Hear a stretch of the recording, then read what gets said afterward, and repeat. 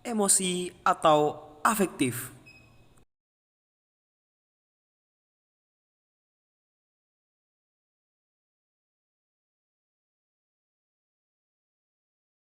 Pernah gak sih kalian marah-marah lalu teman kalian bilang, kamu tuh emosional banget orangnya? Atau kamu yang pernah lihat teman kamu gampang nangis, baperan, lalu kamu menyebutnya emosian? Nah, label seperti tadi, emosional, emosian, itu kan menggunakan label yang sama, yaitu emosi. Lalu apa sih emosi itu? Apa kita yang gampang marah-marah, gampang kesel, gampang nangis ketika nonton drakor, atau apa? Banyak dari kita yang bingung ketika ditanya apa sih emosi itu. Maka dari itu, di video ini saya akan menjelaskan apa itu emosi, kenapa emosi bisa muncul, dan apa sih pengaruh di kehidupan kita semua. Tapi sebelum itu, kita akan melakukan wawancara kepada salah satu siswa untuk menanyakan beberapa hal yang berkaitan tentang emosi.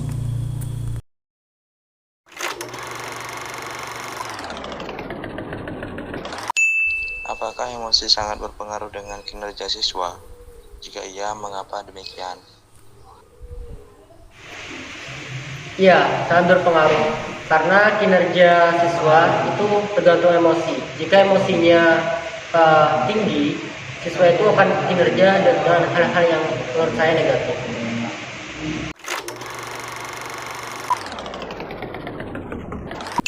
Bagaimana cara menjadikan emosi menjadi hal yang positif bagi seseorang?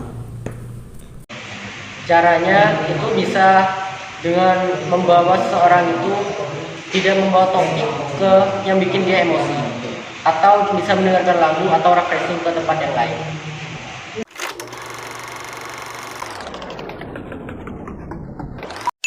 Apakah gerakan tubuh seseorang dapat memberitahukan emosi apa yang ia rasakan? Iya, karena emosi dapat dibaca dari gerakan tubuh. Biasanya setiap orang itu berbeda-beda. Jika orang itu beremosi marah, dia akan atau diam. Ada juga yang fokus menatap mata seorang yang bikin dia emosi.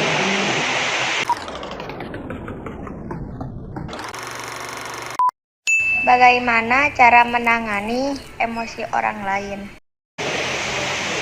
Ya, caranya sama seperti tadi apa yang saya bilang, dengan tidak membawa pembicaraan yang menyangkut dia emosi, dan bisa mendengarkan musik atau refreshing ke tempat lain.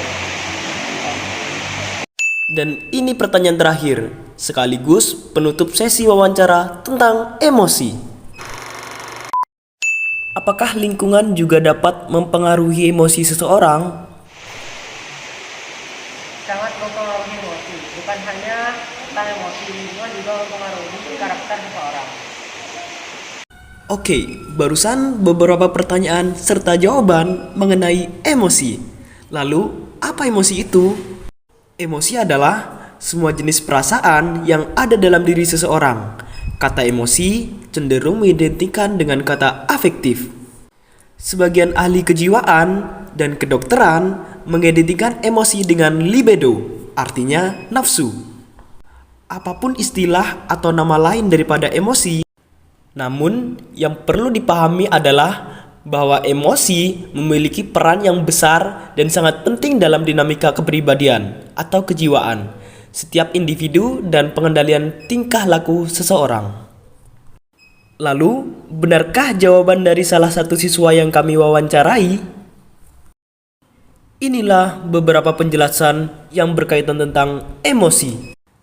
1. Emosi dapat memperkuat semangat, seperti apabila seseorang merasa puas dan senang atas hasil yang dicapai. 2. Emosi dapat melemahkan semangat apabila timbul rasa kecewa atas kegagalan yang ia rasakan. Yang ketiga, emosi dapat menghambat atau mengganggu konsentrasi belajar ketika ada kegagalan, ketegangan perasaan misalnya gugup, kecewa, dan ketakutan. Yang keempat, emosi juga mengganggu penyesuaian sosial, misalnya iri hati dan cemburu. Dan yang terakhir, suasana emosional yang dialami pada masa kecil akan berpengaruh sikapnya baik terhadap diri sendiri maupun terhadap orang lain. Jadi, jawaban dari siswa yang kita wawancarai itu benar. Nah, karena kita sudah membahas apa itu emosi atau afektif, maka kita akan memasuki pembahasan selanjutnya, yaitu karakteristik dan klasifikasi emosi.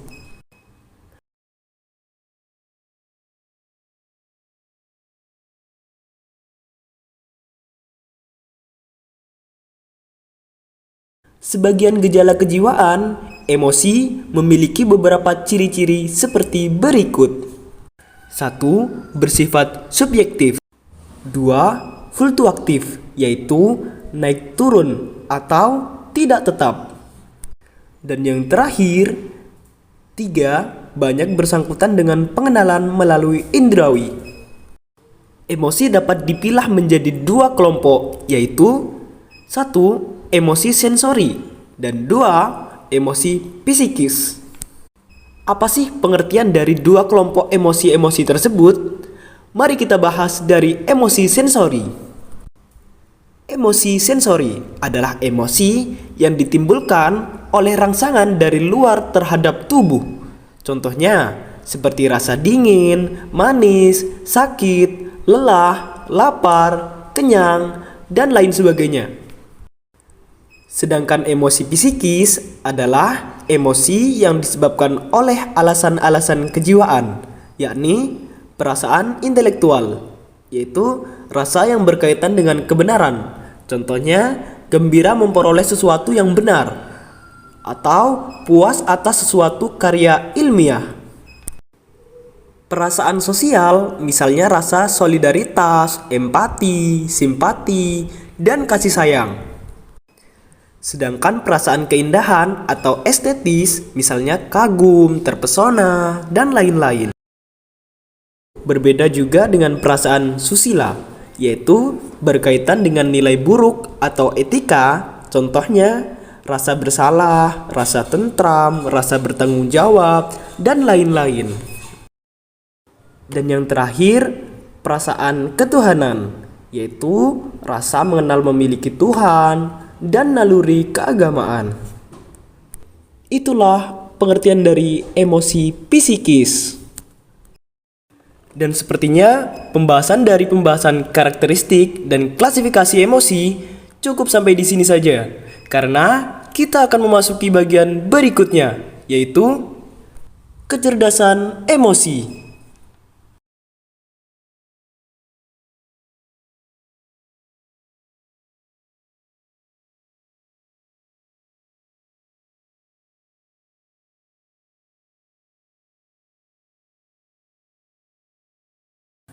Apa itu kecerdasan emosi? Kecerdasan emosi adalah kemampuan untuk memotivasi dan mengelola emosi dengan baik pada dirinya sendiri dan dalam hubungannya dengan orang lain. Kecerdasan emosi semakin perlu dicermati karena kehidupan manusia semakin kompleks. Hal ini rupanya membawa dampak yang buruk terhadap konsentrasi kehidupan emosional individu. Hasil survei Daniel Goleman menunjukkan kecenderungan yang sama di seluruh dunia, bahwa generasi sekarang lebih banyak mengalami kesulitan emosional daripada generasi sebelumnya.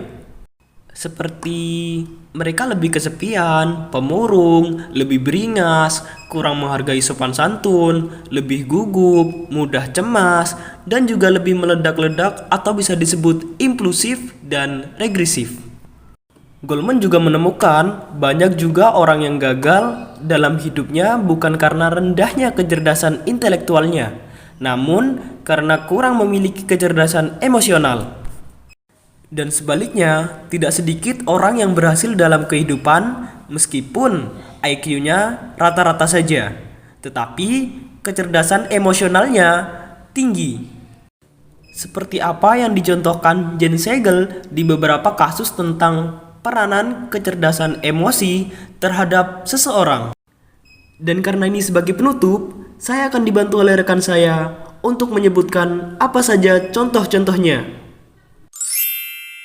Halo teman-teman, kali ini saya akan menyebutkan beberapa kasus tentang peranan kecerdasan emosi terhadap seseorang. Kasus Ina menggambarkan orang yang ber-EQ rendah akibatnya sulit bergaul dan kesepian. Kasus Hilman, IQ-nya tinggi tetapi EQ-nya rendah. Ia hanya menjadi seorang reparasi alat panggang roti. Tono seorang dokter gigi yang sering ditinggalkan oleh pasien-pasiennya, dikarenakan cerewet dan sering berbicara kasar. EQ sang dokter rendah sekali. Nah, barusan adalah contoh kasus tentang peran kecerdasan emosi terhadap seseorang yang dikemukakan oleh Jen Segel. Sekaligus penutup di video kali ini. Saya, Alek Farhan Vidaro ini, pamit undur diri.